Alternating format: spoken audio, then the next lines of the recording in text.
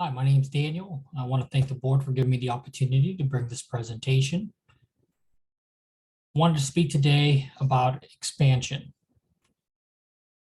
Target has found success in the US, and it's not illogical to believe success abroad would follow.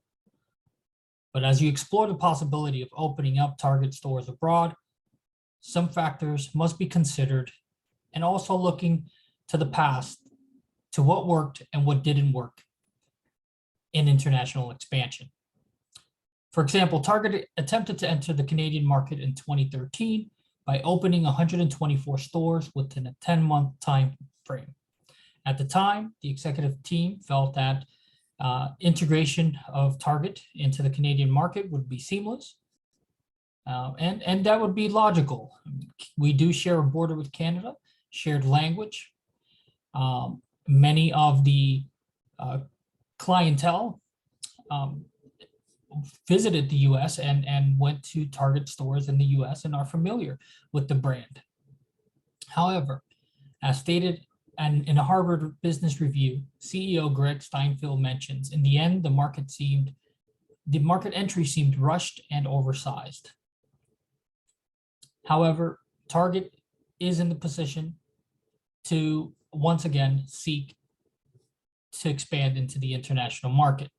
What I would like to do is present a presentation regarding which country I believe would be the best. The country I chose is Mexico. Allow me a moment here to share my screen.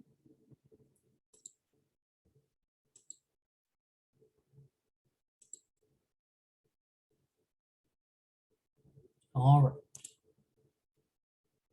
So the first slide I'm going to share here as to why I believe Mexico provides Target the best option into expanding into the international market. I'm going to start with trade agreements. So the United States, Mexico, and Canada agreement is the revamp of NAFTA. And due to the close cultural, social, and economic ties between Mexico and the US, makes Mexico pretty much a natural consideration or natural choice to expand into that market. In addition, the United States, Mexico, Canada agreement provides Target additional trade-related benefits for US companies.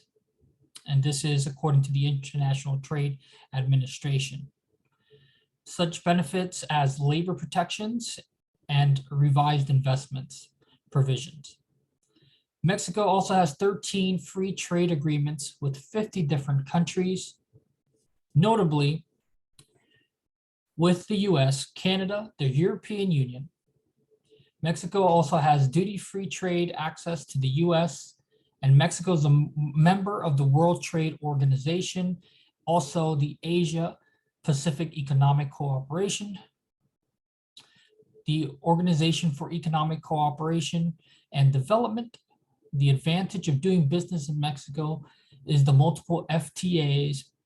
Cost is a driving factor when deciding to import or export. For example, if a product is made in the United States and meets the rules of origin requirements written in the NAFTA agreement, tariffs are not charged to import into Mexico.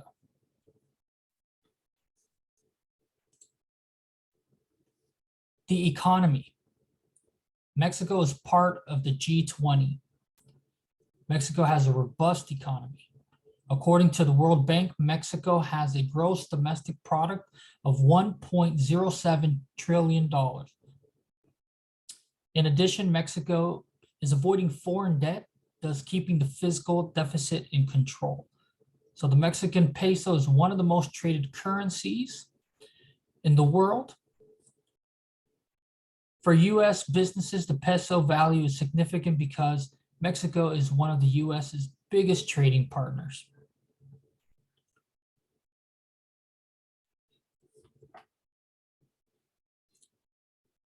Mexico is also a developing economy. The workforce. Mexico has a vast workforce, highly motivated and agile. Mexico government is also increasing education. educational opportunities, and to offering technical training. Mexico minimum wage is 141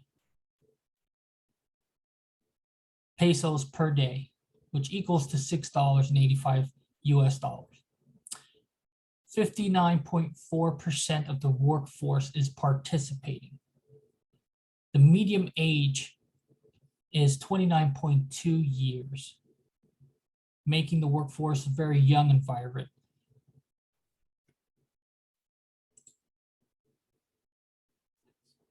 To enter into the international market, I would encourage that it be done through a joint venture.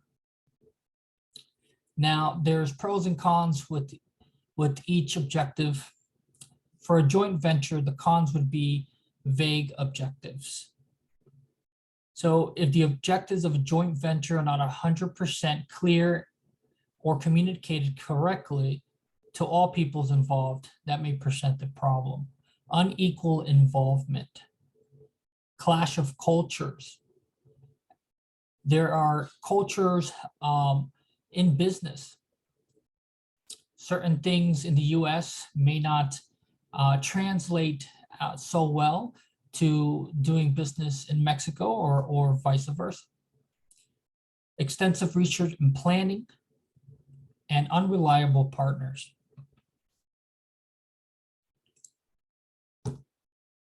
The pros of a joint venture: new insight and expertise,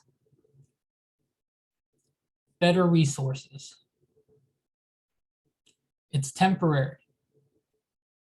Shared risks, flexibility, and building relationship and networks.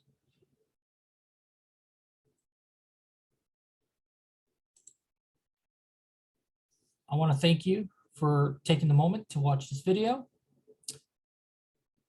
And I believe that Mexico would be the best and most logical solution.